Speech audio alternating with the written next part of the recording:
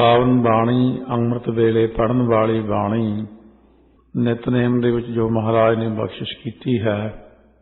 जो पावन बाणी गुरसिख नूं ब्रह्म ज्ञान की दात बख्शिश करती है, वैसे सारी बाणी ब्रह्म ज्ञान की दाती है, पर एक बाणी उत्ते विशेष कथन है कि ब्रह्म ज्ञान जपजी साहब की बाणी बख्शिश करती है। सो सतगुरु महाराज जी ने कृपा की है। अगे जो बख्शिश कर रहे हैं महाराज पंच प्रवान की पौड़ी विच, क्योंकि सिद्धा ने प्रश्न किया सी कि 4 पौड़ियां विच श्रवण का महात्म, 4 पौड़ियां च नाम मनन का महात्म किया आपने। सो तीजा साधन निध्यासन किया है। सो जिन्हां ने निध्यासन किया, कमाई की है, उन्हां महात्मा की रीति, निध्यासन का स्वरूप, दोनों चीज़ां सानू सुणाओ भी वो कमाई किवें करदे ने, उन्हां दी रीति की हुंदी है अते निध्यासन का स्वरूप की है। सो महाराज सच्चे पातशाह कहंदे ने बचन गुरबाणी अंदर पंचम पातशाह भी ऐसा फरमाउंदे ने, कोई जानै कवन इहां जग मीत, जिस होए कृपाल सोई बिद बूझै ताकि निर्मल रीत।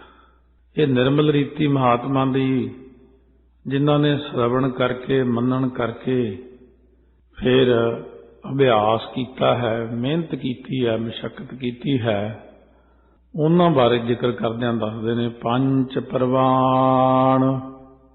जिन्हां ने निध्यासन किया ना, वो पंच का भाव हुंदा श्रेष्ठ, पंच जन, पंच महात्मा पुरुष, श्रेष्ठ पुरुष, श्रेष्ठ महात्मा इस लोक विच भी प्रमाणिक ने। वो किते भी चले जाण वो प्रवान ही प्रवान ने।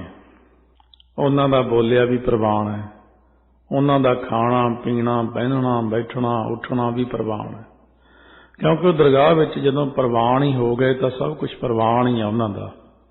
पंच प्रधान ते वो पंच जिहड़े श्रेष्ठ जन ने, वो प्रधान तो भाव मुखी हुंदे ने। तिन्नां लोकां विच आकाश लोक, पताल लोक, धरती ते किते भी बैठ जाण, ब्रह्म ज्ञानी प्रधान रूप है, क्योंकि उहदे हिरदे च एक ओंकार दा प्रकाश हो चुकिया है। जदों एक ओंकार आप ही श्रेष्ठ है तो जिहदे हिरदे च नाम बस जाता है वो भी श्रेष्ठ बन जाता, प्रधान रूप हो जाता। प्रधान जिवें संत महात्मा सारे दुनिया दे विच हन, उन्हां दे विच भी फिर प्रधान रूप हुंदा। संगत विच भी आ जाए तो विशेष आकर्षण हो जाता कि इन्हां ने बहुत कमाई की है। सो इस तरह प्रधान रूप हुंदे ने। जिवें जार्ज पंचम जदों इंडिया गया सी आज़ाद होने तो पहला, गुरु ग्रंथ साहिब की सवारी हाथी के उत्ते पालकी दे विच विराजमान ताबिया बैठे सन संत बाबा अतर सिंह जी मस्तूआणे वाले। जार्ज पंचम भी बैठा सी परले पासे हाथी ते। महापुरुषों ने उच्ची उच्ची धारणा रूप विच पंक्तियां पढ़ियां, कोई हर समान नहीं राजा, कोई हर समान नहीं राजा। फिर जार्ज पंचम वाल नूं हथ करके कहंदे, ए भूपत सब दिवस चार के झूठे करत दिवाजा। जार्ज पंचम ने पूछे दुभाषीए नूं, ट्रांसलेशन वाले नूं, ये महापुरुष मेरे वाल हथ करके की कहंदे ने? कहंदे जी ये झूठे राजे ने ते परमात्मा सच है। वो कहंदा ये बिल्कुल सच कहंदे ने। मैं जार्ज पंचम, मैथों पहला 4 भी होके चले गए ने, 6वां भी आवेगा, 7वां भी आवेगा। जार्ज तो 100 आ जाएंगे पर परमेश्वर राजा तो वही रहेगा। सो इस करके जिथे भी चले जाते ने नाम जपण वाले ब्रह्म ज्ञानी, वो प्रधान रूप ने, वो प्रवाणिक ने। पंचे पावह दरगह मान, वो श्रेष्ठ महात्मा दरगाह विच भी जे चले जाण, धर्म राजे की कचहरी विच भी जे किते राजे जनक की तरह गए ने, उत्थे भी प्रधान। ਇਹਨਾਂ ਨੂੰ ਕੋਈ ਰੋਕ ਨਹੀਂ ਸਕਦਾ। ਜੇ ਸਵਰਗਾਂ ਵਿੱਚ ਵੀ ਕਈ ਵਾਰ ਗੇੜਾ ਲਾਉਣ ਚਲੇ ਜਾਣ, ਸ਼ਿਵਪੁਰੀ, ਵਿਸ਼ਨਪੁਰੀ, ਬ੍ਰਹਮਪੁਰੀ, ਇੰਦਰਪੁਰੀ, ਪਰੀ ਲੋਕ, ਬੜਾ ਕੁਛ ਹੈ। ਜੇ ਚਲੇ ਵੀ ਜਾਣ ਉੱਥੇ ਵੀ ਮਾਣ ਸਤਿਕਾਰ ਹੈ, ਉੱਥੇ ਵੀ ਪ੍ਰਵਾਨ ਹੈ, ਉੱਥੇ ਵੀ ਪ੍ਰਧਾਨ ਹੈ। ਕਿਉਂਕਿ ਮਾਨ, ਸੱਚਾ ਆਦਰ ਮਾਨ ਪ੍ਰਾਪਤ ਕਰਦੇ ਨੇ। ਗੁਰਮੁਖ ਨਾਮਦਾਨ ਇਸ਼ਨਾਨ, ਗੁਰਮੁਖ ਲਾਗੈ ਸਹਿਜ ਧਿਆਨ, ਗੁਰਮੁਖ ਪਾਵੈ ਦਰਗਹਿ ਮਾਨ। ਇਹ ਮਾਣ ਆਦਰ ਸਤਿਕਾਰ ਨਾਮ ਕਰਕੇ ਹੀ ਹੋਇਆ ਸਾਰਾ। ਜਿਨ੍ਹਾਂ ਨੇ ਬਾਣੀ ਨੂੰ ਸੁਣਿਆ, ਜਿਨ੍ਹਾਂ ਨੇ ਬਾਣੀ ਨੂੰ ਮੰਨਿਆ, ਉਹਨਾਂ ਨੂੰ ਪ੍ਰਮਾਤਮਾ ਨੇ ਪ੍ਰਵਾਨ, ਪ੍ਰਧਾਨ, ਮਾਨ ਸਭ ਕੁਝ ਬਖਸ਼ਿਸ਼ ਕਰ ਦਿੱਤਾ। ਪੰਚੇ ਸੋਹੈ ਦਰ ਰਾਜਾਨ। ਰਾਜਾਨ ਜਿਹੜੇ ਰਾਜਿਆਂ ਦੇ ਰਾਜੇ, ਜੋ ਕੌਣ ਹੈ? ਵਿਸ਼ਨੂੰ ਜੀ ਸਭ ਤੋਂ ਵੱਡੇ ਰਾਜੇ ਤਿੰਨਾਂ ਲੋਕਾਂ ਵਿੱਚ। ਉਹਨਾਂ ਦੇ ਦਰ ਬੈਕੁੰਠ ਧਾਮ ਵਿੱਚ ਵੀ, ਤੇ ਸਨਕ, ਸਨੰਦਨ, ਸਨਾਤਨ, ਸੰਤ ਕੁਮਾਰ ਹੋਣਾ ਦੀ ਨਿਆਈ, ਇਹ ਵੀ ਬ੍ਰਹਮ ਗਿਆਨੀ ਨੇ ਚਾਰੇ।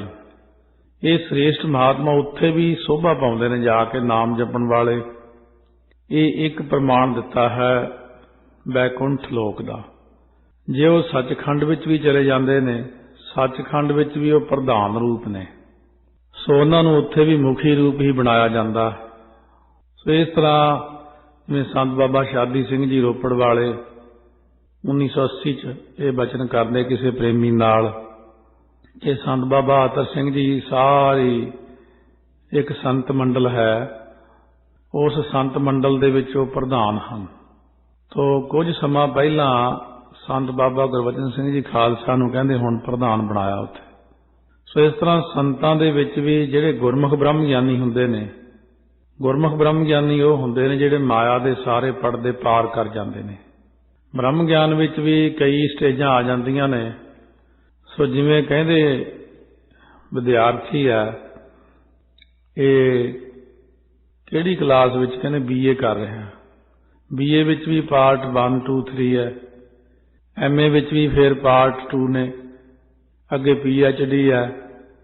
ਇਸ ਤਰ੍ਹਾਂ ਬ੍ਰਹਮ ਗਿਆਨ ਦੇ ਵਿੱਚ ਵੀ ਪਦਵੀਆਂ। ਉਹਦੇ ਲਾਸਟ ਸਟੇਜ ਜਿਹੜੀ ਹੈ ਉਹਨਾਂ ਦੀ ਉਹ ਹੈ ਗੁਰਮੁਖ ਬ੍ਰਹਮ ਗਿਆਨੀ। ਇਹ ਚੀਜ਼ਾਂ ਕਿਤਾਬਾਂ ਵਿੱਚ ਨਹੀਂ ਹਨ, ਨਾ ਹੀ ਕਿਸੇ ਵਿਦਵਾਨ ਨੂੰ ਪਤਾ ਹੁੰਦਾ ਇਹਨਾਂ ਗੱਲਾਂ ਦਾ। ਇਹ ਸਿਰਫ ਜਿਹੜੇ ਬ੍ਰਹਮ ਗਿਆਨੀ ਨੇ, ਪਹੁੰਚੇ ਹੋਏ ਨੇ, ਉਹੀ ਇਹ ਚੀਜ਼ ਦੱਸ ਸਕਦੇ ਨੇ ਕਿ ਇਹ ਕਿਸ ਤਰ੍ਹਾਂ ਦਾ ਬ੍ਰਹਮ ਗਿਆਨ ਹੈ। ਗੁਰਮੁਖ ਬ੍ਰਹਮ ਗਿਆਨੀ ਦਾ ਬਿਲਕੁਲ ਪਰਮਾਤਮਾ ਨਾਲ ਇੱਕਮਿਕ ਸਰੂਪ ਹੋ ਜਾਂਦਾ। ਮਹਾਰਾਜ ਸੱਚੇ ਪਾਤਸ਼ਾਹ ਕਹਿੰਦੇ ਨੇ ਇਸ ਕਰਕੇ ਉਹ ਰਾਜਿਆਂ ਦੀ ਤਰ੍ਹਾਂ ਸੋਭਨੀਕ ਹੁੰਦੇ ਜਿੱਥੇ ਵੀ ਜਾਂਦੇ ਨੇ। ਰਾਜਾਨ ਤੋਂ ਭਾਵ ਰਾਜਿਆਂ ਦੇ ਵੀ ਰਾਜੇ ਬਣ ਜਾਂਦੇ ਨੇ। ਉਹ ਜਿੱਥੇ ਵੀ ਚਲੇ ਜਾਣਗੇ ਉੱਥੇ ਹੀ ਰਾਜਾਨ ਬਣ ਜਾਂਦੇ ਨੇ। ਦਰ ਸੱਚਖੰਡ ਦੇ ਵਿੱਚ ਵੀ ਉਹ ਰਾਜਿਆਂ ਦੀ ਤਰ੍ਹਾਂ ਸੋਭਨੀਕ ਹੁੰਦੇ ਨੇ। ਤਿੱਥੈ ਸੋਹਨ ਪੰਚ ਪ੍ਰਵਾਨ, ਨਦਰੀ ਕਰਮ ਪਵੈ ਨੀਸਾਨ, ਪੰਚਾਂ ਕਾ ਗੁਰ ਏਕ ਧਿਆਨ। ਉਹਨਾਂ ਸ੍ਰੇਸ਼ਟ ਮਹਾਤਮਾ ਦਾ ਜਿਨ੍ਹਾਂ ਨੇ ਸ਼ਰਵਣ ਮੰਨਣ ਅਧਿਆਸਣ ਕੀਤਾ ਹੈ, ਉਹ ਸ੍ਰੇਸ਼ਟ ਮਹਾਤਮਾ ਦਾ ਗੁਰੂ ਜੋ ਇੱਕ ਅਕਾਲ ਪੁਰਖ ਹੈ, ਉਸ ਵਿੱਚ ਹੀ ਮਹਾਤਮਾ ਧਿਆਨ ਕਰਦੇ ਨੇ, ਆਪਣੇ ਸਤਿਗੁਰਾਂ ਵਿੱਚ ਹੀ ਧਿਆਨ ਕਰਦੇ ਨੇ। ਕਿਉਂਕਿ ਉਹਨਾਂ ਨੂੰ ਪਤਾ ਲੱਗ ਜਾਂਦਾ ਹੈ ਕਿ ਜੋ ਸਰਗੁਣ ਰੂਪ ਵਿੱਚ ਗੁਰੂ ਨਾਨਕ ਰੂਪ ਹੋ ਕੇ ਮੇਰੇ ਸਤਿਗੁਰ ਨੇ, ਉਹੀ ਨਿਰਗੁਣ ਵਿੱਚ ਵੀ ਨੇ। ਇਸ ਕਰਕੇ ਉਹ ਪਹਿਲਾਂ ਸਰਗੁਣ ਦੀ ਉਪਾਸਨਾ ਹੁੰਦੀ ਹੈ, ਆਕਾਰ ਦੀ। ਹੌਲੀ ਹੌਲੀ ਇਹ ਆਕਾਰ ਜਿਹੜੇ ਮਿਟਣੇ ਸ਼ੁਰੂ ਹੋ ਜਾਂਦੇ ਨੇ। ਨਿਰੰਕਾਰ ਜੀ ਪਹਿਲਾਂ ਆਕਾਰ ਦਿਖਾ ਕੇ ਜੀਵ ਦੀ ਤਸੱਲੀ ਕਰਾਉਂਦੇ ਨੇ, ਪਰ ਹੌਲੀ ਹੌਲੀ ਸਾਰੀਆਂ ਚੀਜ਼ਾਂ ਨੂੰ ਮਿਥਿਆ ਰੂਪ ਵਿੱਚ ਸਮਝਾ ਦਿੰਦੇ ਨੇ। ਮਿਥਿਆ, ਹਰ ਕੋਈ ਰੂਪ ਨਾਸਵੰਤ ਹੈ, ਹਰ ਆਕਾਰ। ਇਹ ਅੱਖਰ ਖਿਰ ਜਾਹੇਂਗੇ ਓਏ ਅੱਖਰ ਇਨ ਮਹਿ ਨਾਹੇ। ਇਹ ਜਿਹੜੇ ਅੱਖਰ ਲਿਖੇ ਹੁੰਦੇ ਨੇ ਸਾਹਮਣੇ, ਇਹ ਅੱਖਰ ਰੂਪ ਨਹੀਂ ਹੈ, ਸਿਰਫ ਸਮਝਾਉਣ ਲਈ ਆਕਾਰ ਹੈ ਅੱਖਰਾਂ ਦਾ। ਅਸਲ ਵਿੱਚ ਉਹਦਾ ਆਕਾਰ ਨਹੀਂ ਕੋਈ, ਉਹ ਨਿਰੰਕਾਰ ਹੈ, ਪ੍ਰਕਾਸ਼ ਹੀ ਪ੍ਰਕਾਸ਼ ਹੈ ਸਿਰਫ। ਇਸ ਕਰਕੇ ਸ੍ਰੇਸ਼ਟ ਮਹਾਤਮਾ ਜਨਾਂ ਦਾ ਸਰਗੁਣ ਵਿੱਚੋਂ ਭਗਤੀ ਸ਼ੁਰੂ ਕਰਕੇ ਨਿਰਗੁਣ ਵਿੱਚ ਧਿਆਨ ਚਲਿਆ ਜਾਂਦਾ। ਕਿਉਂਕਿ ਜਦੋਂ ਕਥਾ ਆਉਂਦੀ ਮਹਾਰਾਜ ਦੀ ਤਾਂ ਹਰ ਧਨ ਇਸ਼ਨਾਨ, ਹਰ ਧਨ ਗਿਆਨ, ਹਰ ਸੰਗ ਲਾਏ ਧਿਆਨਾ, ਇਹ ਤਿੰਨ ਚੀਜ਼ਾਂ ਆਈਆਂ, ਇਸ਼ਨਾਨ, ਗਿਆਨ, ਫਿਰ ਧਿਆਨ। ਜਿਹੜਾ ਗਿਆਨ ਹੁੰਦਾ ਹੈ, ਇੱਕ ਹੁੰਦਾ ਧਿਆਨ ਧਰਨਾ। ਸੋ ਇਸ ਕਰਕੇ ਸਰਗੁਣ ਦਾ ਧਿਆਨ ਤੇ ਨਿਰਗੁਣ ਦਾ ਗਿਆਨ ਹੁੰਦਾ। ਇਹ ਜੀਵ ਜਿਹੜਾ ਧਿਆਨ ਕਰਦਾ ਪ੍ਰਮਾਤਮਾ ਦਾ, ਧਿਆਨ ਧਰੋ ਤਿਹ ਕੋ ਮਨ ਮੈਂ ਜੇ ਕੋ ਅਮਿਤੋਜ ਸਭਾ ਜਗ ਛਾਇਓ। ਮਹਾਰਾਜ ਦਸਵੇਂ ਪਾਤਸ਼ਾਹ ਲਿਖਦੇ ਨੇ। ਦੂਸਰੀ ਮਹਾਰਾਜ ਨੇ ਇਹ ਉਪਦੇਸ਼ ਕੀਤਾ, ਸੋ ਧਿਆਨ ਮੈਂ ਨਾ ਆਵੈ ਜੋ, ਦੇਖੋ ਧਿਆਨ ਦੀ ਗੱਲ ਕਰਦੇ ਨੇ, ਧਿਆਨ ਮੈਂ ਨਾ ਆਵੈ ਜੋ ਤਾਕੋ ਧਿਆਨ ਕੀਜੀਐ ਧਿਆਈਐ। ਇਹ ਦੋ ਗੱਲਾਂ ਆਪਸ ਵਿੱਚ ਹੈ ਵਿਰੋਧੀ। ਨਾਲੇ ਤਾਂ ਕਹਿੰਦੇ ਧਿਆਨ ਮੈਂ ਨਾ ਆਵੈ ਜੋ ਤਾਕੋ ਧਿਆਨ ਕੀਜੀਐ ਧਿਆਈਐ। ਮਹਾਰਾਜ ਜਿਹੜਾ ਫਿਰ ਧਿਆਨ ਵਿੱਚ ਆਉਂਦਾ ਨਹੀਂ, ਹੁਣ ਧਿਆਨ ਕਿੱਦਾਂ ਕਰੀਏ ਉਹਦਾ? ਭਾਈ ਮਰਦਾਨੇ ਨੇ ਵੀ ਇਹ ਪ੍ਰਸ਼ਨ ਕੀਤਾ ਗੁਰੂ ਨਾਨਕ ਦੇਵ ਜੀ ਨੂੰ। ਕਹਿੰਦੇ ਮਰਦਾਨਾ, ਆਕਾਰ ਨਹੀਂ ਹੈ ਉਹਦਾ, ਧਿਆਨ ਚ ਤਾਂ ਆਉਂਦਾ ਹੀ ਨਹੀਂ ਉਹ। ਕਹਿੰਦੇ ਮਹਾਰਾਜ ਫਿਰ ਧਿਆਨ ਕਿਵੇਂ ਕਰੀਏ? ਕਹਿੰਦੇ ਜਿਵੇਂ ਬੱਦਲਾਂ 'ਚ ਬਿਜਲੀ ਲਿਸ਼ਕਦੀ ਹੈ, ਕਿੰਨਾ ਪ੍ਰਕਾਸ਼ ਹੁੰਦਾ ਉਹਦਾ। ਕਹਿੰਦੇ ਇਸੇ ਤਰ੍ਹਾਂ ਕਰੋੜਾਂ ਬਿਜਲੀਆਂ ਜਿੰਨਾ ਪ੍ਰਕਾਸ਼ ਹੈ, ਪਰ ਆਕਾਰ ਨਹੀਂ ਹੈ ਉਹਦਾ। ਬਸ ਪ੍ਰਕਾਸ਼ ਦਾ ਹੀ ਧਿਆਨ ਕਰਨਾ। ਸਾਰੀਆਂ ਚੀਜ਼ਾਂ ਹੌਲੀ ਹੌਲੀ ਜਾ ਕੇ ਮੁੱਕ ਜਾਂਦੀਆਂ ਬ੍ਰਹਮ ਗਿਆਨ ਵਿੱਚ। ਅਖੀਰਲੀ ਸਟੇਜ 'ਚ ਪ੍ਰਕਾਸ਼, ਜਾਪ ਮਰਾਇਆ, ਜੱਪਾ ਮਰਾਇਆ, ਅਨਹਦ ਵੀ ਮਰ ਜਾਏ, ਸਭ ਚੀਜ਼ਾਂ ਮੁੱਕ ਜਾਂਦੀਆਂ ਨੇ। ਜਿੱਥੇ ਸਿਰਫ ਇੱਕ ਪ੍ਰਕਾਸ਼ ਹੀ ਆ, ਉਹ ਪ੍ਰਕਾਸ਼ ਦਾ ਹੀ ਧਿਆਨ ਧਰਦੇ ਨੇ। ਹੁਣ ਸਿੱਧ ਕਹਿਣ ਲੱਗੇ ਇਹ ਤਾਂ ਹੈ ਕਿ ਉਹਨਾਂ ਨੇ ਸ੍ਰੇਸ਼ਟ ਜਨਾਂ ਨੇ ਬੜਾ ਕਮਾਈ ਕੀਤੀ ਹੈ। ਨਿਧਿਆਸਣ ਦਾ ਹੁਣ ਸਰੂਪ ਕਥਨ ਕਰੋ ਕੀ ਹੈ, ਨਿਧਿਆਸਣ ਕੀ ਚੀਜ਼ ਹੈ? ਇਹ ਕੱਲੀ ਇਸ ਕਥਾ ਵਿੱਚ ਨਹੀਂ, ਫਿਰ ਅਖੀਰ ਤੇ ਜਦੋਂ ਜਾਣਾ ਨਾ ਜਪਜੀ ਸਾਹਿਬ ਦੇ ਇੱਕ ਦੂਜੀ ਬਹੁ ਲੱਖ ਹੋਏ ਤੋਂ, ਇੱਥੋਂ ਫਿਰ ਇਹ ਅਵਸਥਾ ਚੱਲਦੀਆਂ ਦੁਬਾਰਾ।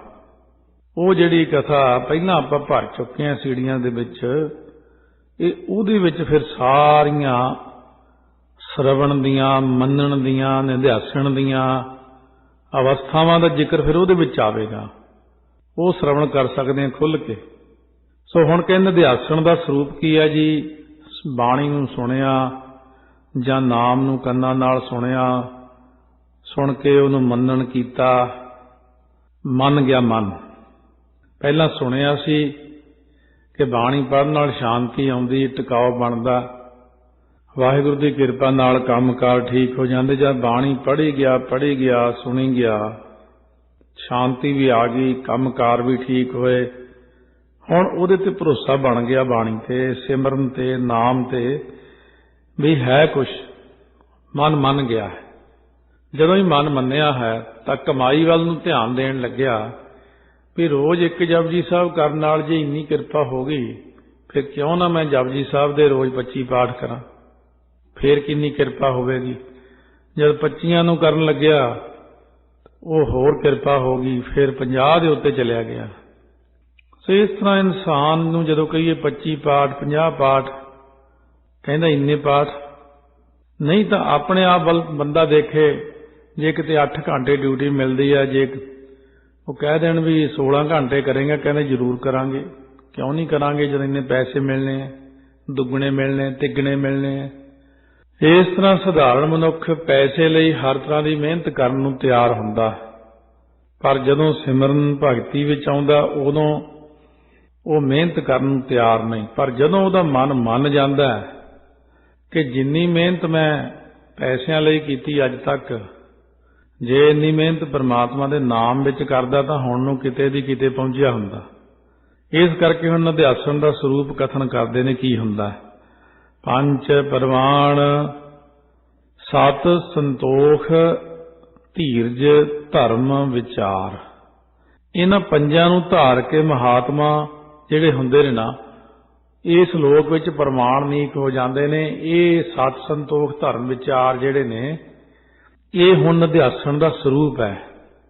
ਜਦੋਂ ਆਪਾਂ ਬਾਣੀ ਨੂੰ ਸੁਣਿਆ, ਫਿਰ ਮੰਨਿਆ, ਮਨ ਕੀਤਾ ਭਾਉ ਅੰਤਰਗਤ ਤੀਰਥ ਮਲ ਨਹਾਉ ਦੀ ਅਵਸਥਾ 'ਚ ਗਏ, ਤਾਂ ਬੰਦੇ ਅੰਦਰ ਇਹ ਗੁਣ ਪੈਦਾ ਹੋ ਜਾਂਦੇ ਨੇ ਸ਼ਾਂਤ।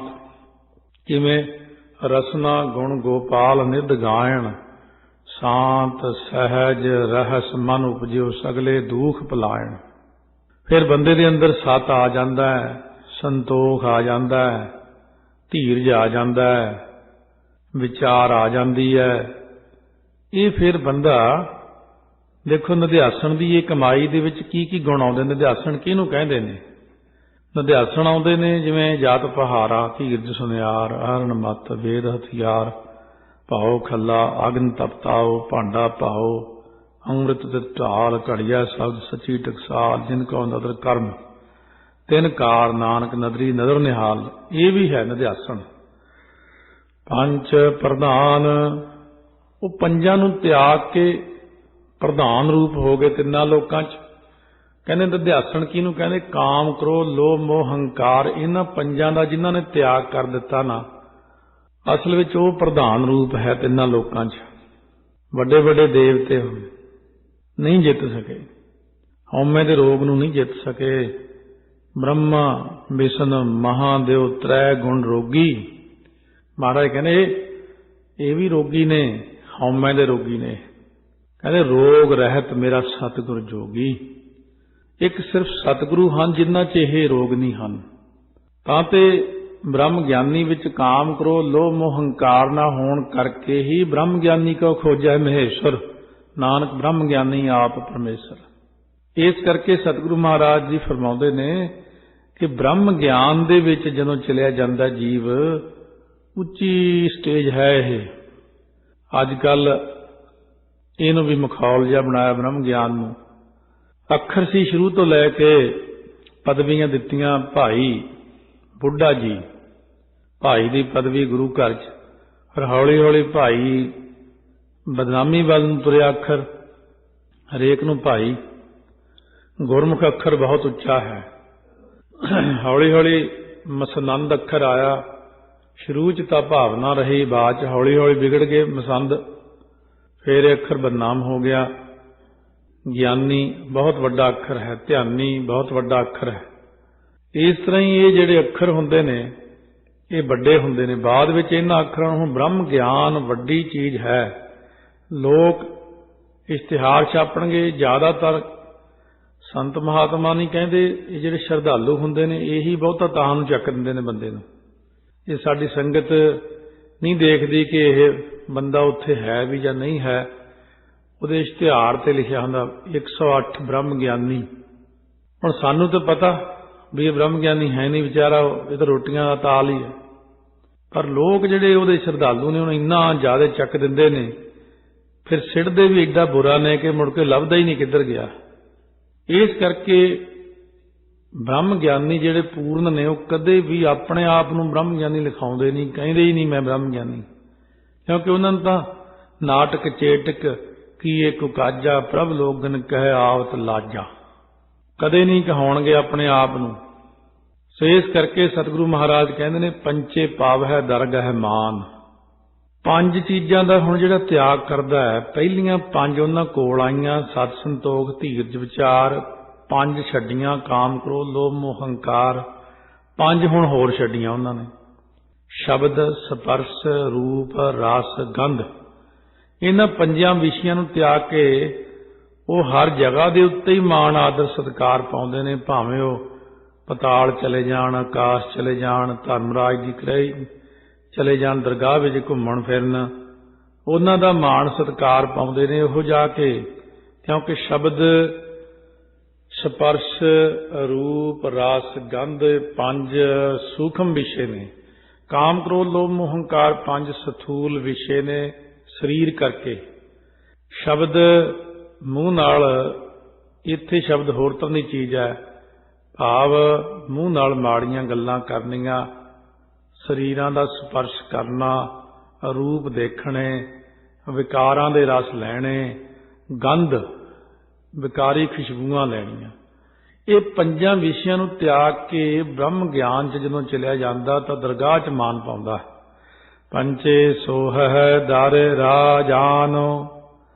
ਹੁਣ ਕੀ ਕਰਦੇ ਨੇ? ਆਪ ਤੇਜ ਵਾਏ ਪ੍ਰਿਥਵੀ ਆਕਾਸ਼। ਇਹਨਾਂ ਪੰਜਾਂ ਤੱਤਾਂ ਦੀ ਰਹਿਣੀ ਜਿਹੜੀ ਆ ਉਹਨਾਂ ਦੇ ਅੰਦਰ ਪ੍ਰਵੇਸ਼ ਕਰ ਜਾਂਦੀ ਆ।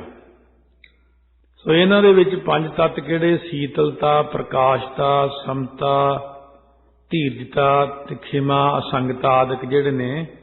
ਸੀਤਲਤਾ ਪਾਣੀ ਤੋਂ ਲੈਂਦੇ ਨੇ, ਪ੍ਰਕਾਸ਼ਤਾ ਅੱਗ ਤੋਂ ਲੈਂਦੇ ਨੇ, ਧੀਰਜ ਧਰਤੀ ਤੋਂ ਲੈਂਦੇ ਨੇ, ਇਸੇ ਤਰ੍ਹਾਂ ਅਸੰਗਤਾ ਅਸਮਾਨ ਤੋਂ ਲੈਂਦੇ ਨੇ, ਸਮਤਾ ਪਾਉਣ ਤੋਂ ਲੈਂਦੇ ਨੇ। ਇਹ ਪਾਉਣ ਪੰਜਾਂ ਤੱਤਾਂ ਦੇ 5 ਗੁਣ ਉਹਨਾਂ ਦੇ ਅੰਦਰ ਜਦੋਂ ਆ ਜਾਂਦੇ ਨੇ, ਇਹਨਾਂ ਨੂੰ ਧਾਰਨ ਕਰਕੇ ਉਹ ਰਾਜਿਆਂ ਦਾ ਰਾਜਾ ਜੋ ਪ੍ਰਮਾਤਮਾ ਉਹਦੇ ਦਰ ਦੇ ਉੱਤੇ ਉਹ ਸੋਭਾ ਪਾਉਂਦੇ ਨੇ ਬ੍ਰਹਮ ਗਿਆਨੀ। ਬ੍ਰਹਮ ਗਿਆਨ ਦੀਆਂ ਇਹ ਸਟੇਜਾਂ ਨੇ। ਇਹ ਕੁਝ ਚੀਜ਼ਾਂ ਛੱਡੀ ਜਾਣੀਆਂ, ਕੁਝ ਗ੍ਰਹਿਣ ਕਰੀ ਜਾਣੀਆਂ। ਆਤਮਿਕ ਤੌਰ ਤੇ ਸਾਰਾ ਅਭਿਆਸ ਹੋਈ ਜਾਂਦਾ, ਅੰਦਰੇ ਅੰਦਰ, ਬਾਹਰ ਦੇਖਣ ਨੂੰ ਪਤਾ ਨਹੀਂ ਲੱਗਦਾ ਕਿੰਨੀ ਕੁ ਉੱਚੀ ਅਵਸਥਾ ਦਾ ਮਾਲਕ ਹੈ, ਪਰ ਜਦੋਂ ਉਹ ਗੱਲ ਕਰਦਾ ਤਾਂ ਪਤਾ ਲੱਗਦਾ। ਜਿਵੇਂ ਸੰਤ ਬਾਬਾ ਗੁਰਬਚਨ ਸਿੰਘ ਜੀ ਦੀ ਖਾਲਸਾ ਜੀ ਕਥਾ ਦੀਆਂ ਸੀਡੀਆਂ ਬਣ ਗਈਆਂ, MP3 ਘਰ ਘਰ ਪਹੁੰਚ ਗਈਆਂ। ਸੁਣਨ ਵਾਲੇ ਕਹਿੰਦੇ ਸਾਨੂੰ ਬਹੁਤ ਘੱਟ ਸਮਝ ਲੱਗਦੀ, ਕਿਉਂਕਿ ਉਹ ਇੱਕ ਬ੍ਰਹਮ ਗਿਆਨੀ ਦੀ ਕੀਤੀ ਹੋਈ ਕਥਾ ਹੈ ਅਤੇ ਉਹ ਇੰਨੀ ਉੱਚੀ ਸਟੇਜ ਦੀ ਕਥਾ ਹੈ। ਤੁਸੀਂ ਤਾਂ ਸੁਣ ਸਕਦੇ ਹੋ 1 ਘੰਟਾ, ਅਸੀਂ ਇਹਨੂੰ 15 ਮਿੰਟ ਤੋਂ ਵੱਧ ਵੀ ਨਹੀਂ ਸੁਣ ਸਕਦੇ, ਕਿਉਂਕਿ ਉਹ 'ਚ ਇੰਨਾ ਜ਼ਿਆਦਾ ਗਿਆਨ ਹੈ, ਸਿਰ ਦਾ ਸੁਣਨ ਵਿੱਚ ਹੀ ਇੰਨਾ ਜ਼ੋਰ ਲੱਗ ਜਾਂਦਾ। ਕਿਉਂਕਿ ਇੰਨੀਆਂ ਉਚਾਈ ਦੀਆਂ ਚੀਜ਼ਾਂ ਜਦੋਂ ਆ ਜਾਂਦੀਆਂ ਨੇ ਉਦੋਂ ਹੈਰਾਨ ਰਹਿ ਜਾਈਦਾ ਕਿ ਇੰਨੀ ਉਚਾਈ ਦੀ ਗੱਲ ਕੀਤੀ ਇਹਦੇ 'ਚ। ਜਿਹੜੀ ਜਪਜੀ ਸਾਹਿਬ ਦੀ ਕਥਾ ਵਿੱਚ ਆਪਾਂ ਇੱਕੋ ਓਂਕਾਰ ਦੇ ਅਰਥਾਂ 'ਚ ਚੀਜ਼ਾਂ ਸੁਣਾਈਆਂ ਨੇ, ਉਹ ਉਹਨਾਂ ਦੀਆਂ ਹੀ ਨੇ ਸਾਰੀਆਂ। ਇਸ ਕਰਕੇ ਸਤਿਗੁਰੂ ਮਹਾਰਾਜ ਕਹਿੰਦੇ ਜਦੋਂ ਇੰਨੀਆਂ ਚੀਜ਼ਾਂ 'ਚੋਂ ਨਿਕਲ ਗਿਆ ਬ੍ਰਹਮ ਗਿਆਨੀ, ਪਾਰ ਹੋ ਗਿਆ, ਅਧਿਆਸਣ ਕਰਕੇ ਜਗਿਆਸੂ, ਪੰਚਾਂ ਕਾ ਗੁਰ ਏਕ ਧਿਆਨ। ਫਿਰ ਪੰਚਾਂ ਗਿਆਨ ਇੰਦਰੀਆਂ ਦਾ ਜੋ ਗੁਰੂ ਹੈ ਨਾ, ਕੌਣ? ਮਨ। ਉਸ ਮਨ ਕਰਕੇ ਉਹ ਮਹਾਤਮਾ ਇੱਕ ਪਰਮੇਸ਼ਰ ਦਾ ਹੀ ਧਿਆਨ ਕਰਦੇ ਨੇ, ਪਰਮੇਸ਼ਰ ਵਿੱਚ ਚਲੇ ਜਾਂਦੇ ਨੇ, ਲੀਨ ਹੋ ਜਾਂਦੇ ਨੇ, ਸਟੇਜਾਂ ਆਉਂਦੀਆਂ ਨੇ। ਸੋ ਇਸੇ ਅਰਥ ਵਿੱਚ ਨਿਧਿਆਸਣ ਦਾ ਹੀ ਸਰੂਪ ਕਹਿਤਾ। ਹੁਣ ਇਹ ਸਾਰਾ ਇਹਨੂੰ ਨਿਧਿਆਸਣ ਹੀ ਕਿਹਾ ਜਾਂਦਾ ਹੈ। ਨਿਧਿਆਸਣ ਦਾ ਲੱਛਣ ਇਸ ਤਰ੍ਹਾਂ ਹੁੰਦਾ ਹੈ, ਵਿਜਾਤੀ ਬਿਰਤੀ ਤ੍ਰਿਸਕਾਰੇਨ ਸਜਾਤੀ ਬਿਰਤੀ ਪ੍ਰਵਾਹੀ ਕਰਨੰ ਨਿਧਿਆਸਣੰ। ਅਨਾਤਮਾਕਾਰ ਬਿਰਤੀ ਦਾ ਤ੍ਰਿਸਕਾਰ ਕਰਕੇ ਬ੍ਰਹਮਾਕਾਰ ਬਿਰਤੀ ਦੀ ਸਥਿਤੀ ਹੀ ਨਿਧਿਆਸਣ ਹੈ। ਕਹਿੰਦੇ ਕਾਮ ਕ੍ਰੋਧ ਲੋਭ ਮੋਹ ਹੰਕਾਰ ਸ਼ਬਦ ਸਪਰਸ਼ ਰੂਪ ਰਸ ਗੰਧ ਵਾਲੀ ਬਿਰਤੀ ਨੂੰ ਅਨਾਤਮਾਕਾਰ ਬਿਰਤੀ ਆਖਦੇ ਨੇ। ਅਨਆਤਮਾਕਾਰ, ਆਤਮਾ ਤੋਂ ਬਿਨਾਂ।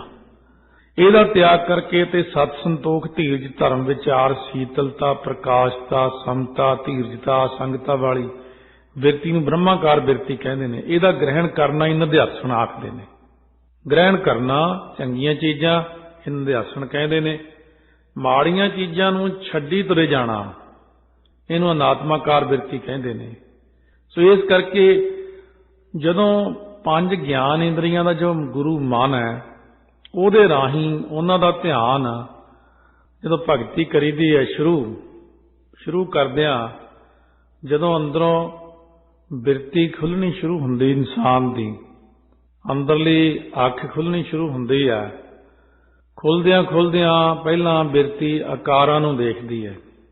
ਆਕਾਰ ਹੀ ਆਕਾਰ, ਆਕਾਰ ਹੀ ਗੁਪਤ ਆਕਾਰ ਸਾਰੇ। ਮਹਾਰਾਜ ਜਿਵੇਂ ਕਹਿੰਦੇ ਨੇ ਗੁਪਤ ਪ੍ਰਗਟ ਸਭ ਜਾਣੀਆਂ ਜੇ ਮਨ ਰਾਖੈ ਠਾਂ। ਜਦੋਂ ਮਨ ਇਕਾਗਰ ਹੋ ਗਿਆ, ਇਹ ਪਤਾ ਨਹੀਂ ਲੱਗਦਾ ਕਦੋਂ ਹੋ ਜੇ। ਜਿਵੇਂ ਕਿਸੇ ਪ੍ਰੇਮੀ ਦਾ ਮਨ ਕਥਾ ਸੁਣਦਿਆਂ ਹੀ ਇਕਾਗਰ ਹੋ ਕੇ ਪ੍ਰਕਾਸ਼ ਹੋ ਗਿਆ ਉਹਨੂੰ। ਇਹ ਕਥਾ 'ਚ ਵੀ ਇਕਾਗਰ ਹੋ ਜਾਂਦਾ, ਕਦੇ ਕੀਰਤਨ 'ਚ ਵੀ ਇਕਾਗਰ ਹੋ ਸਕਦਾ, ਕਦੇ ਪਾਠ ਕਰਦਿਆਂ ਵੀ ਇਕਾਗਰ ਹੋ ਸਕਦਾ। ਕਿਉਂ? ਪਿੱਛੋਂ ਜਦੋਂ ਕਿਰਪਾ ਹੋ ਗਈ, ਸਿਮਰਨ ਕਰਦਿਆਂ ਵੀ ਮਨ ਇਕਾਗਰ ਹੋ ਸਕਦਾ। ਕਿਸੇ ਵਕਤ ਵੀ ਮਨ ਇਕਾਗਰ ਹੋ ਸਕਦਾ ਹੈ। ਕਿਉਂ? ਆਪਾਂ ਨਹੀਂ ਕਰਨਾ, ਇਕਾਗਰ ਕਰਨ ਵਾਲੇ ਨੇ ਕਰਨਾ ਇਹਨੂੰ ਇਕਾਗਰ। ਜਦੋਂ ਉਹਦੀ ਕਿਰਪਾ ਨਾਲ ਇਕਾਗਰ ਹੋ ਗਿਆ, ਇਸੇ ਕਰਕੇ ਸੰਗਤ 'ਚ ਬੈਠੇ ਹਾਂ ਕਿ ਸ਼ੁਭ ਘੜੀ ਸਾਡੇ ਤੇ ਵੀ ਆ ਜੇ, ਸਾਡਾ ਮਨ ਵੀ ਇੱਕਦਮ ਜੁੜ ਜਾਵੇ ਪਰਮਾਤਮਾ ਵਿੱਚ। ਪਹਿਲਾਂ ਸ਼ੁਰੂ ਵਿੱਚ ਆਕਾਰ ਹੀ ਆਕਾਰ ਨਜ਼ਰ ਆਉਂਦੇ ਨੇ। ਤਿੱਥੈ ਲੋ ਲੋ ਆਕਾਰ ਜਿਵ ਜਿਵ ਹੁਕਮ ਤਿਵੈ ਤਿਵਕਾਰ ਵੇਖੈ ਵਿਕਸੈ ਕਰ ਵਿਚਾਰ ਨਾਨਕ ਕਥਨਾ ਕਰੜਾ ਸਾਰ। ਉਦੋਂ ਬਾਅਦ ਫਿਰ ਸਾਰੇ ਆਕਾਰ ਮਿਟ ਜਾਂਦੇ ਨੇ। ਫਿਰ ਆਕਾਰ ਮਿਟ ਕੇ ਸਿਰਫ ਪ੍ਰਕਾਸ਼ ਹੀ ਰਹਿ ਜਾਂਦਾ ਬਸ। ਉਸ ਚੀਜ਼ ਨੂੰ ਕਹਿੰਦੇ ਨੇ ਕਿ ਉਹ ਮਹਾਤਮਾ ਇੱਕ ਪਰਮੇਸ਼ਰ ਦਾ ਪ੍ਰਕਾਸ਼ ਰੂਪ ਵਿੱਚ ਹੀ ਧਿਆਨ ਕਰਦੇ ਨੇ। ਸੋ ਇਸ ਤਰ੍ਹਾਂ ਮਹਾਰਾਜ ਸੱਚੇ ਪਾਤਸ਼ਾਹ ਨੇ ਬਖਸ਼ਿਸ਼ਾਂ ਕੀਤੀਆਂ ਨੇ ਕਿ ਬਹੁਤ ਜ਼ਿਆਦਾ ਜੇ ਵਿਸਥਾਰ ਵਿੱਚ ਜਾਵਾਂਗੇ ਨਾ, ਫਿਰ ਪਹਿਲਾਂ ਵਿਸਥਾਰ ਨਾਲ ਕਥਾ ਹੋ ਹੀ ਚੁੱਕੀ। ਬਸ ਇੰਨਾ ਕੁ ਸਮਝ ਲਓ, ਕਿਉਂਕਿ ਆਪਾਂ ਨਿਧਿਆਸਣ ਦਾ ਸਰੂਪ ਦੇਖਣਾ ਸੀ ਵੀ ਨਿਧਿਆਸਣ ਦਾ ਸਰੂਪ ਜਿਹੜਾ ਉਹ ਕੀ ਚੀਜ਼ ਹੈ। ਇਸ ਤਰ੍ਹਾਂ ਸਤਿਗੁਰੂ ਮਹਾਰਾਜ ਸੱਚੇ ਪਾਤਸ਼ਾਹ ਜੀ ਨੇ ਆਪਾਂ ਨੂੰ ਬਖਸ਼ਿਸ਼ ਕਰਕੇ ਦੱਸ ਦਿੱਤਾ ਕਿ ਉਹ ਰਾਜਿਆਂ ਦੀ ਤਾਂ ਫਿਰ ਰੱਬ ਦੇ ਪਿਆਰੇ ਅੱਗੇ ਜਾ ਕੇ ਪ੍ਰਲੋਕ ਦੇ ਵਿੱਚ ਸੋਭਨੀਕ ਹੋ ਜਾਂਦੇ ਨੇ। ਪੰਚਾਂ ਕਾ ਗੁਰ ਏਕ ਧਿਆਨ, ਫਿਰ ਧਿਆਨ ਲਾ ਕੇ ਪ੍ਰਮਾਤਮਾ ਦੇ ਵਿੱਚ ਬੈਠ ਜਾਂਦੇ ਨੇ, ਪ੍ਰਕਾਸ਼ ਨਜ਼ਰ ਆ ਜਾਂਦਾ ਹੈ। ਮਹਾਰਾਜ ਕਿਹਾ ਪ੍ਰਮਾਤਮਾ ਬੇਅੰਤ ਹੈ, ਬੇਅੰਤ ਹੈ। ਵਿੱਚ ਕਈ ਸਿੱਧ ਐਸੇ ਵੀ ਬੈਠੇ ਜਿਨ੍ਹਾਂ ਨੂੰ ਥੋੜਾ ਬਹੁਤ ਮਾਣ ਹੁੰਦਾ। ਇੱਕ ਕਹਿਣ ਲੱਗਿਆ ਮੈਂ ਉਹਦਾ ਅੰਤ ਪਾ ਸਕਦਾ, ਬੇਅੰਤ ਦਾ। ਮਹਾਰਾਜ ਸੱਚੇ ਪਾਤਸ਼ਾਹ ਕਹਿਣ ਲੱਗੇ ਜੇ ਕੋ ਕਹੈ ਕਰੈ ਵਿਚਾਰ, ਜੇ ਕੋਈ ਕਹੇ ਕਿ ਮੈਂ ਵਿਚਾਰ ਕੇ ਪਰਮੇਸ਼ਰ ਦੇ ਗੁਣ ਕਹਿ ਸਕਦਾ ਤਾਂ ਅਸੀਂ ਕਹਿ ਸਕਦੇ ਹਾਂ। ਕਰਤੇ ਕਹਿ ਕਰਨਾ ਨਾਹੀ ਸੁਮਾਰ, ਕਰਤੇ ਅਕਾਲ ਪੁਰਖ ਨੇ ਜੋ ਕਰਨਾ, ਜਿਹੜਾ ਪ੍ਰਪੰਚ ਹੈ ਜਦੋਂ ਉਹਨੇ ਕੰਮ ਕੀਤੇ ਹੋਏ ਨੇ ਉਹਨਾਂ ਦਾ ਕੋਈ ਸੁਮਾਰ ਹੁੰਦਾ, ਅੰਤ ਹੀ ਨਹੀਂ, ਕੀ ਗਿਣਤੀ ਨਹੀਂ, ਉਹਨਾਂ ਦੀ ਗਿਣਤੀ ਨਹੀਂ ਆ ਸਕਦੀ ਜਿਹੜੇ ਉਹਨੇ ਕੰਮ ਕੀਤੇ ਹੋਏ ਨੇ। ਸੋ ਇਸ ਕਰਕੇ ਮਹਾਰਾਜ ਸੱਚੇ ਪਾਤਸ਼ਾਹ ਕਹਿੰਦੇ ਨੇ ਕਿ ਉਸ ਕਰਤੇ ਅਕਾਲ ਪੁਰਖ ਦਾ ਤਾਂ ਅੰਤ ਕਿੱਥੇ ਤੱਕ ਪਾਏਗਾ ਭਾਈ, ਜਦ ਉਹਦੇ ਕਰਨਿਆਂ ਦਾ ਹੀ ਅੰਤ ਨਹੀਂ। ਆਪਾਂ ਇੱਕ ਦੇਖੀਏ ਜੇ ਅੰਤ ਪਾਉਣਾ ਪਰਮਾਤਮਾ, ਤਾਰਿਆਂ ਦੀ ਗਿਣਤੀ ਨਹੀਂ ਕਰ ਸਕਦੇ। ਸੰਸਾਰ ਅੰਦਰ ਦਰਖਤ ਕਿੰਨੇ ਨੇ ਇਹਨਾਂ ਦੀ ਗਿਣਤੀ ਨਹੀਂ ਕਰ ਸਕਦੇ। ਜੇ ਕੋਈ ਕਰ ਵੀ ਲਵੇ ਤਾਂ ਉਹਦੇ ਪੱਤਿਆਂ ਦੀ ਗਿਣਤੀ ਨਹੀਂ ਕਰ ਸਕਦੇ। ਜਦ ਉਹਦੇ ਕਰਨਿਆਂ ਦਾ ਹੀ ਅੰਤ ਨਹੀਂ, ਮਹਾਰਾਜ ਕਹਿੰਦੇ ਨੇ ਫਿਰ ਕਰਤੇ ਦਾ ਅੰਤ ਕਿੱਥੋਂ ਪਾਓਗੇ। ਇਸ ਕਰਕੇ ਕਰਤੇ ਪ੍ਰਮਾਤਮਾ ਦਾ ਜਿਹੜਾ ਹੈ ਨਾ ਉਹ ਅੰਤ ਨਹੀਂ ਪਾਇਆ ਜਾ ਸਕਦਾ। ਫਿਰ ਇੱਕ ਸਿੱਧ ਕਹਿਣ ਲੱਗਿਆ ਜੀ ਸ਼ੁਮਾਰ ਤਾਂ ਆਇਆ ਪਿਆ 49 ਕਰੋੜ ਯੋਜਨ ਪ੍ਰਿਥਵੀ ਹੈ, 50 ਕਰੋੜ ਯੋਜਨ ਪ੍ਰਿਥਵੀ ਹੈ। ਸ਼ੇਸ਼ ਨਾਗ ਨੂੰ ਮੰਨਦੇ ਨੇ, ਪਰ ਅਸੀਂ ਕਹਿੰਦੇ ਹਾਂ ਕਿ ਧੌਲੇ ਬਲਦ ਨੇ ਧਰਤੀ ਉਠਾਈ ਹੋਈ ਹੈ। ਬਸ ਇਹ ਅੰਤ ਹੋ ਗਿਆ। ਮਹਾਰਾਜ ਕਹਿੰਦੇ ਬਾਕੀਆਂ ਦਾ ਕੌਣ ਅੰਤ ਪਾਊਗਾ, ਕਿਉਂਕਿ ਜਗਿਆਸੂ ਜਿਹੜੇ ਹੁੰਦੇ ਨੇ ਕਈ ਨਵੇਂ ਉਹਨਾਂ ਨੂੰ ਜ਼ਿਆਦਾ ਹੀ ਹੁੰਦੀ ਕਿ ਮੈਨੂੰ ਬੜਾ ਪਤਾ, ਮੈਂ ਜਾਣਦਾ, ਮੈਨੂੰ ਗਿਆਨ ਹੈ। ਮਹਾਰਾਜ ਸੱਚੇ ਪਾਤਸ਼ਾਹ ਕਹਿਣ ਲੱਗੇ ਅੱਛਾ ਠੀਕ ਹੈ, ਧਰਤੀ ਤੈਨੂੰ ਪਤਾ ਵੀ ਧਰਤੀ ਥੱਲੇ ਧੌਲਾ ਬਲਦ ਖੜਾ, ਫਿਰ ਉਹਦੇ ਥੱਲੇ ਕੋਈ ਹੋਰ ਧਰਤੀ ਹੈ ਜਿਹਦੇ ਆਸਰੇ ਉਹ ਖੜਾ, ਫਿਰ ਉਹਦੇ ਥੱਲੇ ਹੋਰ ਧੌਲਾ ਬਲਦ ਹੋਵੇਗਾ, ਉਹਦੇ ਥੱਲੇ ਫਿਰ ਹੋਰ ਧਰਤੀ, ਕਿੱਥੇ ਤੱਕ ਜਾਏਗਾ ਤੂੰ। ਮਹਾਰਾਜ ਸੱਚੇ ਪਾਤਸ਼ਾਹ ਕਹਿਣ ਲੱਗੇ ਧਵਲਾ ਉੱਪਰ ਕੀਤਾ ਭਾਰ, ਇਹ ਥੋੜੇ ਅਨਵੇਂ ਕਰਕੇ ਅਰਥ ਚੱਲਦੇ ਹੁੰਦੇ ਨੇ। ਭਾਵ ਕਹਿਣ ਦਾ ਵੀ ਕੁਐਸਚਨ ਨੂੰ ਉਸ ਪਾਸਿਓਂ ਲਿਆਉਣਾ ਮਹਾਰਾਜ ਨੇ ਕਿ ਉਹ ਬਲਦ ਦੇ ਉੱਪਰ ਕਿੰਨਾ ਕੁ ਭਾਰ ਹੈ, 10 ਮਣ ਹੈ, 20 ਮਣ ਹੈ, 40 ਮਣ ਹੈ, 60 ਮਣ ਹੈ, ਬਲਦ ਕਿੰਨਾ ਕੁ ਭਾਰ ਚੱਕ ਸਕਦਾ ਹੈ। ਹੁਣ ਸਿੱਧ ਕਹਿਣ ਲੱਗਾ ਜੀ ਉਹ ਤਾਂ ਫਿਰ ਜਿੱਡੀ ਧਰਤੀ ਹੋਊਗੀ ਓਡਾ ਹੀ ਬਲਦ ਹੋਊਗਾ, ਵੱਡਾ ਸਾਰਾ ਬਲਦ ਹੋਊ। ਮਹਾਰਾਜ ਸੱਚੇ ਪਾਤਸ਼ਾਹ ਕਹਿਣਗੇ ਇਹ ਤਾਂ ਗੱਲ ਨਹੀਂ ਬਣ ਸਕਦੀ, ਜਿੱਡੀ ਪ੍ਰਿਥਵੀ ਓਡਾ ਬਲਦ, ਪਰ ਤੁਸੀਂ ਪ੍ਰਸੰਨ ਹੋ ਲਵੋ, ਪਰ ਅਸਲੀਅਤ ਇਹ ਨਹੀਂ ਹੈ ਜੋ ਤੁਸੀਂ ਕਹਿੰਦੇ ਹੋ। ਫਿਰ ਤੁਸੀਂ ਇਹ ਦੱਸੋ ਤਿਸ ਤੇ ਭਾਰ ਕਲਾ ਕਵਣ ਜੋਰ, ਉਹਦੇ ਭਾਰ ਥੱਲੇ ਕਿਹਦਾ ਜ਼ੋਰ ਹੈ, ਕਿਹਦਾ ਬਲ ਹੈ, ਅਰਥਾਤ ਉਹ ਬਲਦ ਜਿਹੜਾ ਹੈ ਨਾ ਕਿਸ ਦੇ ਆਸਰੇ ਖੜਾ ਹੈ। ਅੱਗੇ ਤੋਂ ਅੱਗੇ, ਅੱਗੇ ਤੋਂ ਅੱਗੇ ਉਹ ਇਹਦੇ 'ਚ ਦੋਸ਼ ਆਈ ਜਾਂਦੇ ਨੇ। ਅੱਗੇ ਜਦੋਂ ਇੱਕ ਗੱਲ ਹੁੰਦੀ ਹੈ 10 ਬੰਦੇ ਬੈਠੇ ਨੇ ਜਿਹੜੇ ਪੜ੍ਹੇ ਲਿਖੇ ਨਹੀਂ ਹੈ, ਉਹ ਗੱਲ ਨੂੰ ਜਿਵੇਂ ਮਰਜ਼ੀ ਸੁਣਾਈ ਜਾਣ, ਉਹ 10 ਬੰਦਿਆਂ ਨੂੰ ਕਿਸੇ ਨੇ ਨਹੀਂ ਟੋਕਣਾ ਵੀ ਆਹ ਗੱਲ ਗਲਤ ਹੈ। ਪਰ 10 ਬੰਦੇ ਜਦੋਂ ਇੱਕ ਵਿਦਵਾਨ ਕੋਲ ਬੈਠ ਕੇ, ਉੱਥੇ ਵਿਦਵਾਨ ਨੇ ਚੱਲਣਾ ਕਾਨੂੰਨੀ ਦਾਇਰੇ 'ਚ, ਉਹਨੇ ਆਪਣੀ ਵਿੱਦਿਆ ਦੇ ਹਿਸਾਬ ਨਾਲ ਚੱਲਣਾ ਵੀ ਇਹ ਹੋ ਨਹੀਂ ਸਕਦਾ। ਸੋ ਇਸ ਕਰਕੇ ਇਹ ਕਿਵੇਂ ਹੋ ਸਕਦਾ। ਮਹਾਰਾਜ ਸੱਚੇ ਪਾਤਸ਼ਾਹ ਕਹਿੰਦੇ ਤੁਸੀਂ ਤਾਂ ਜਿਵੇਂ ਕੋਈ ਭੋਲਾ ਵਿਅਕਤੀ ਹੁੰਦਾ, ਪਰ ਤੁਸੀਂ ਤਾਂ ਉਹੀਆਂ ਜਿਹੀਆਂ ਗੱਲਾਂ ਕਰਦੇ ਹੋ। ਹੁਣ ਤੁਸੀਂ ਕਿੱਥੇ ਬੈਠੇ ਹੋ, ਹੁਣ ਤੁਸੀਂ ਬੈਠੇ ਹੋ ਇਸ ਵਕਤ ਸਾਰਿਆਂ ਦੇ ਵਿੱਚ ਔਰ ਸਾਡੇ ਸਾਹਮਣੇ ਬੈਠੇ ਹੋ। ਗੱਲ ਗਿਆਨ ਦੀ ਕਰੋ, ਨਾ ਕਿ ਇਸ ਤਰ੍ਹਾਂ ਦੀਆਂ ਅਟਪਟੀਆਂ ਗੱਲਾਂ ਕਰਕੇ ਜੀ ਉਹ ਧੌਲਾ ਬਲਦ ਖੜਾ ਹੋਵੇਗਾ। ਮਹਾਰਾਜ ਸੱਚੇ ਪਾਤਸ਼ਾਹ ਕਹਿਣ ਲੱਗੇ ਉਹਦੇ ਭਾਰ ਥੱਲੇ ਕਿਹਦਾ ਜ਼ੋਰ ਆ, ਆਸਰਾ ਉਹਦੇ ਥੱਲੇ। ਜੇ ਕਹੋ ਆਪਣੇ ਆਸਰੇ ਖੜਾ ਤਾਂ ਆਤਮ ਆਸਰੇ ਦੋਸ਼ ਆਉਂਦਾ, ਕਿਉਂਕਿ ਆਪਣੇ ਆਸਰੇ ਕੋਈ ਚੀਜ਼ ਖੜ ਹੀ ਨਹੀਂ ਸਕਦੀ, ਉਹ ਤਾਂ ਸਿਰਫ ਪ੍ਰਮਾਤਮਾ ਹੀ ਹੈ। ਫਿਰ ਚੁੱਪ ਕਰ ਗਏ। ਉਹਦੀ ਦੋਸ਼ ਦੀ ਨਿਵਰਤੀ ਵਾਸਤੇ ਸਿੱਧ ਕਹਿਣ ਲੱਗੇ ਧਰਤੀ ਹੋਰ ਪਰੈ ਹੋਰ ਹੋਰ, ਕਹਿੰਦੇ ਅਸੀਂ ਇੱਕ ਹੋਰ ਧਰਤੀ ਮੰਨ ਲਵਾਂਗੇ, ਫਿਰ ਉਹਦੇ ਆਸਰੇ ਉਹ ਬਲਦ ਖੜਾ। ਮਹਾਰਾਜ ਕਹਿੰਦੇ ਉਹ ਧਰਤੀ ਕਿਹਦੇ ਆਸਰੇ ਖੜੀ। ਇੱਕ ਸਿੱਧ ਕਹਿੰਦਾ ਪਰੇ ਤੋਂ ਭਾਵ ਪਰੇ ਹੋਰ ਬੈਲ ਹੈ ਇੱਕ, ਉਹਦੇ ਆਸਰੇ ਧਰਤੀ ਖੜੀ ਹੈ। ਤਾਂ ਮਹਾਰਾਜ ਕਹਿੰਦੇ ਪਹਿਲਾ ਬਲਦ ਦੂਜੇ ਦੇ ਆਸਰੇ, ਦੂਜਾ ਪਹਿਲੇ ਦੇ ਆਸਰੇ। ਮੰਨੋ ਕਿ ਅੰਨਿਓ ਅੰਨ ਦੋਸ਼ ਆਉਂਦਾ ਉਹਦੇ 'ਚ, ਉਹਨੂੰ ਨਿਵਰਤ ਕਿਵੇਂ ਕਰੋਗੇ। ਇਸ ਦੋਸ਼ ਦੀ ਨਿਵਰਤੀ ਨੂੰ ਇੱਕ ਸਿੱਧ ਕਹਿੰਦਾ ਤੀਜੀ ਹੋਰ ਧਰਤੀ ਮੰਨ ਲਵਾਂਗੇ, ਉਹਦੇ ਆਸਰੇ ਬਲਦ ਖੜਾ। ਪਹਿਲਾ ਬਲਦ ਦੂਜੇ ਦੇ ਆਸਰੇ, ਦੂਜਾ ਤੀਜੇ ਦੇ ਆਸਰੇ, ਤੀਜਾ ਫਿਰ ਪਹਿਲੇ ਦੇ ਆਸਰੇ ਮੰਨੋਗੇ। ਇਹ 'ਚ ਚੱਕਰ ਕਾ ਦੋਸ਼ ਆ ਜਾਂਦਾ। ਇਹ ਦੋਸ਼ ਦੀ ਨਿਵਰਤੀ ਫਿਰ ਕਿਵੇਂ ਕਰੋਗੇ? ਕਹਿੰਦੇ ਹੋਰ ਬਲਦ ਮੰਨਾਂਗੇ, ਉਹਦੇ ਆਸਰੇ ਉਹੀ ਧਰਤੀ। ਹੁਣ ਨਿਆਣੇ ਵਾਲੀਆਂ ਗੱਲਾਂ ਮਹਾਰਾਜ ਨਾਲ ਕਰਨ ਲੱਗ ਪਏ ਵੀ ਮਹਾਰਾਜ ਨੂੰ ਅਸੀਂ ਉਲਝਾ ਲਵਾਂਗੇ, ਪਰ ਗੁਰੂ ਨਾਨਕ ਸਾਹਿਬ ਨੂੰ ਕੌਣ ਉਲਝਾ ਸਕਦਾ? ਜਦ ਇਸ ਤਰ੍ਹਾਂ ਕਰਦਿਆਂ ਕਰਦਿਆਂ ਬਹੁਤ ਗਿਣਤੀ ਹੋ ਗਈ ਤਾਂ ਮਹਾਰਾਜ ਕਹਿਣ ਲੱਗੇ ਇਹ ਅਨਵਸਥਾ ਦੋਸ਼ ਆ ਗਿਆ, ਬਹੁਤਾ ਜ਼ਿਆਦਾ ਵੱਡਾ ਦੋਸ਼ ਲਵਾਈ ਜਾਂਦੇ ਹੋ। ਇੱਕ ਪਾਸੇ ਵਿਦਵਾਨ ਬਣਦੇ ਹੋ, ਪੜ੍ਹੇ ਲਿਖੇ ਬਣਦੇ ਹੋ, ਸਾਨੂੰ ਦੁਨੀਆ ਵਿੱਚ ਸੋਝੀ ਹੈ, ਸਾਨੂੰ ਸਿਆਣਪ ਹੈ। ਇਹ ਦੋਸ਼ ਦੀ ਨਿਵਰਤੀ ਵਾਸਤੇ ਫਿਰ ਸਿੱਧ ਕਹਿਣ ਲੱਗੀ ਅਸੀਂ ਪਿਛਲੇ ਨੂੰ ਹੀ ਸਭ ਦਾ ਜਿਹੜਾ ਮੂਲ ਮੰਨ ਲਵਾਂਗੇ, ਉਹੀ ਆਸਰਾ ਸਾਰਿਆਂ ਦਾ ਮੰਨਿਆ ਜਾਵੇਗਾ। ਤਾਂ ਮਹਾਰਾਜ ਸੱਚੇ ਪਾਤਸ਼ਾਹ ਕਹਿਣ ਲੱਗੇ ਇਸ ਤਰ੍ਹਾਂ ਤਾਂ ਪ੍ਰਾਗਲੋਪ ਦੋਸ਼ ਆ ਜਾਂਦਾ, ਜੋ ਪਹਿਲਿਆਂ ਦਾ ਅਭਾਵ ਕਰਕੇ ਪਿਛਲੇ ਇੱਕ ਨੂੰ ਆਸਰਾ ਰੂਪ ਮੰਨ ਲੈਣਾ, ਕਿਉਂਕਿ ਪਰਮੇਸ਼ਰ ਨਾਲ ਤਾਂ ਨਾ ਕੋਈ ਕਰ ਸਕਦਾ ਆ ਕਰਕੇ ਚਰਚਾ, ਪਰਮੇਸ਼ਰ ਮੂਹਰੇ ਚਰਚਾ ਚੱਲਦੀ। ਸਿੱਧਾ ਨੇ ਸੋਚਿਆ ਸੀ ਇਹ ਨਨਕਾਣਾ ਸਾਹਿਬ ਤੋਂ ਰਾਏ ਭੋਜ ਦੀ ਤਲਵੰਡੀ ਤੋਂ ਇੱਕ ਸਾਦਾ ਜਿਹਾ ਬੰਦਾ ਹੈ, ਇਹਦੇ ਨਾਲ ਅਸੀਂ ਗੱਲਾਂ ਕਰਕੇ ਉਲਝਾਲ ਜੂ ਕੇ ਆਪਣਾ ਸੇਵਕ ਬਣਾ ਲਵਾਂਗੇ। ਪਰ ਜਦੋਂ ਸਤਿਗੁਰੂ ਮਹਾਰਾਜ ਨੇ ਇੰਨੇ ਉੱਚੇ ਉੱਚੇ ਦੱਸੇ ਨਾ ਦੋਸ਼, ਪ੍ਰਾਗ ਲੋਪ ਦੋਸ਼, ਅੰਨ੍ਯੋਅੰਨ ਦੋਸ਼, ਚੱਕਰ ਕਾ ਦੋਸ਼, ਉਹ ਕਹਿੰਦੇ ਇਹ ਤਾਂ ਸਭ ਕੁਝ ਜਾਣਦੇ ਮਹਾਰਾਜ ਸੱਚੇ ਪਾਤਸ਼ਾਹ। ਤਾਂ ਫਿਰ ਮਹਾਰਾਜ ਸੱਚੇ ਪਾਤਸ਼ਾਹ ਕਹਿਣ ਲੱਗੇ ਉਸ ਵਕਤ ਹੁਣ ਅੱਗੇ ਦੱਸੋ ਕੀ ਕਰਨਾ ਚਾਹੀਦਾ? ਫਿਰ ਕਹਿਣਗੇ ਅਸੀਂ ਸਭਨਾਂ ਵਿੱਚੋਂ ਇੱਕ ਨੂੰ ਆਸਰਾ ਰੂਪ ਮੰਨ ਲੈਂਦੇ। ਤਾਂ ਮਹਾਰਾਜ ਕਹਿੰਦੇ ਤੁਸੀਂ ਕਿਸੇ ਨੂੰ ਮੰਨਿਆ, ਅਸੀਂ ਕਿਸੇ ਹੋਰ ਨੂੰ ਮੰਨ ਲਿਆ, ਇਹਦੇ ਵਿੱਚ ਜੁਗਤੀ ਦਾ ਭਾਵ ਹੋ ਜਾਏਗਾ, ਨਾਲੇ ਇਹਨੂੰ ਬਿਨ ਗਮਨੇ ਬ੍ਰਹਿ ਦੋਸ਼ ਆਖਦੇ ਨੇ। ਉਸ ਵੇਲੇ ਸਾਰੇ ਸਿੱਧ ਚੁੱਪ ਕਰ ਗਏ।